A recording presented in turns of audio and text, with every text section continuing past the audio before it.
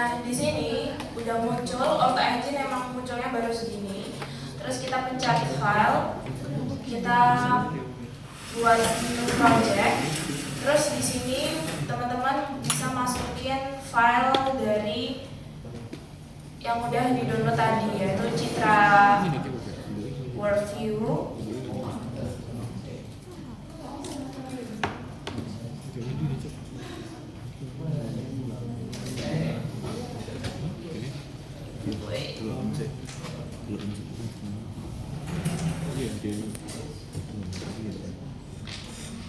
Di sini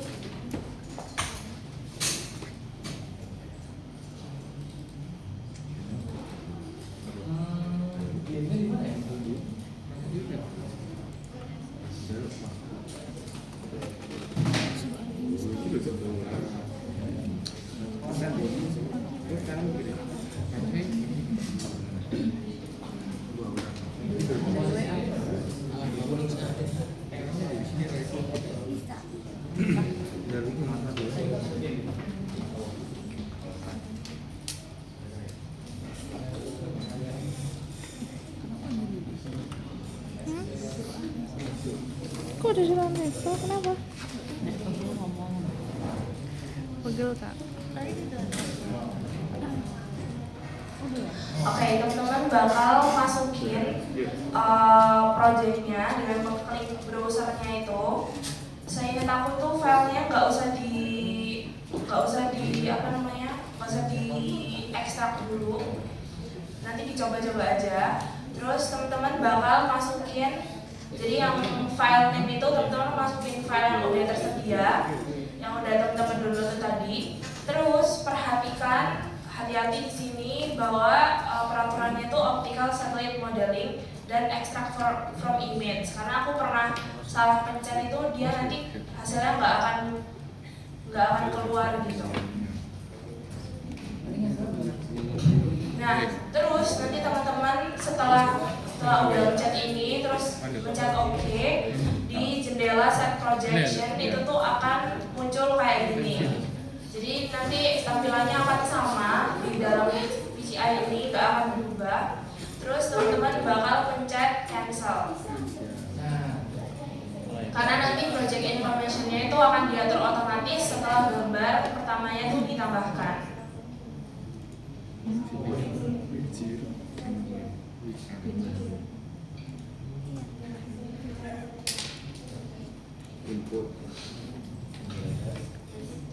Nah, terus di jendela auto engine klik OK untuk melanjutkan. Jadi di bagian ini nanti akan muncul kayak gini. Teman-teman pencet OK. Terus di toolbar auto engine itu pilih data input. Jadi di bagian yang atasnya itu ada yang processing step ini. Teman-teman pilih yang namanya data input. Terus teman-teman klik open a new menu or existing image. Terus teman-teman akan klik add image dan pilih file dengan format IND. Jadi di dalam file yang teman-teman download itu tuh banyak banget jenis filenya. Jadi nanti teman-teman pilih select yang IND kayak gini. Jadi di dalam file yang teman-teman download tuh ada yang IND, ada XML, ada yang README dan segala macam. Nah, terus teman-teman add image.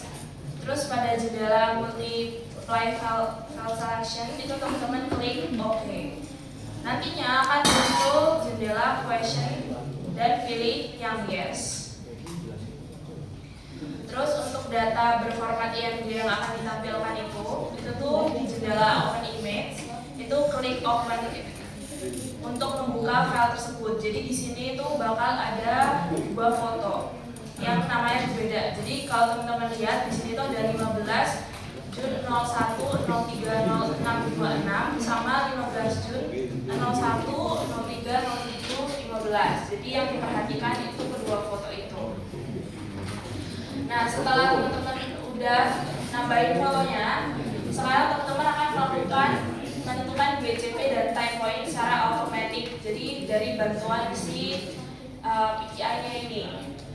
Yang pertama teman-teman akan menentukan time point. Jadi di bagian ini, di bagian yang proses step tadi, itu kan dimasukinnya oleh tadi data input.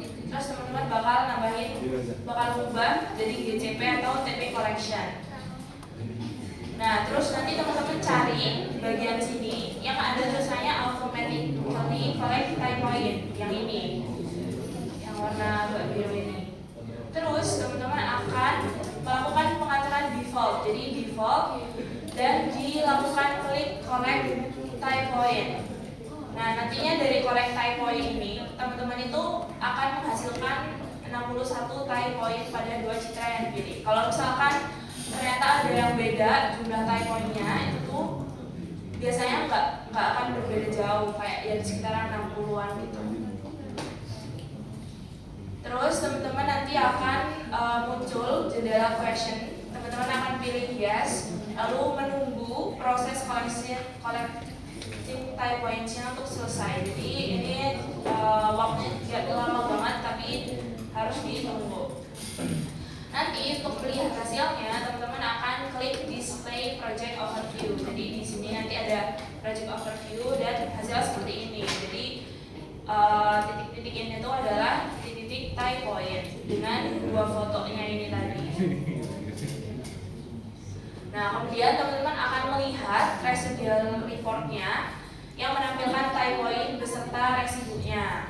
Pilih all show point dan ground units pada residual unit. Terus compute model.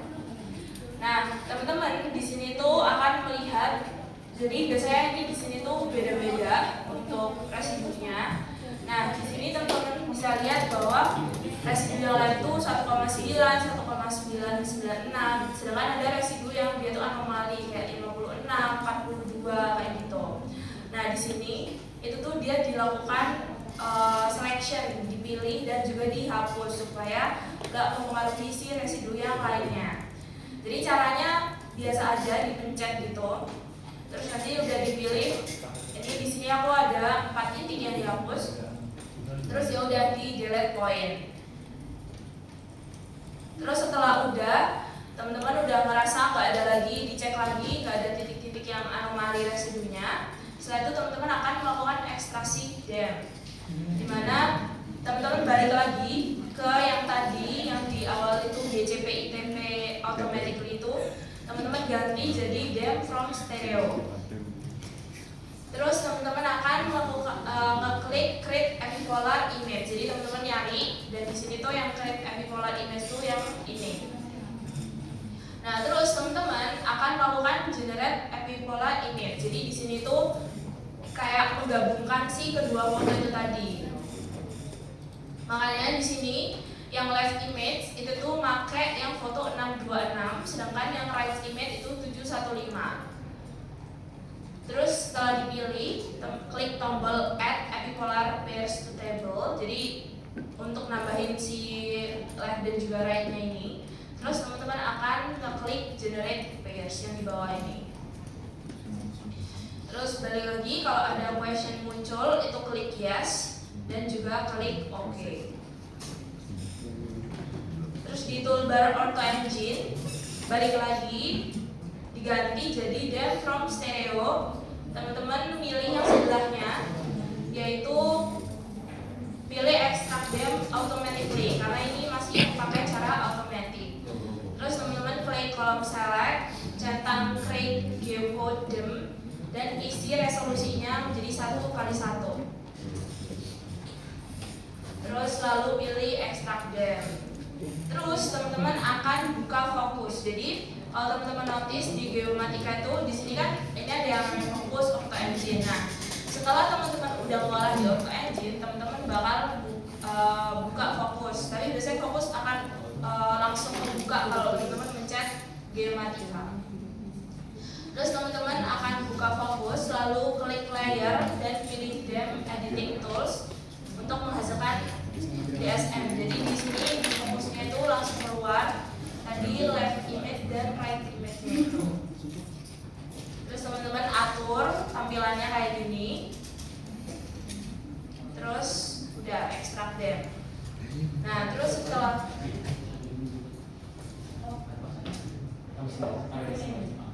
Oke,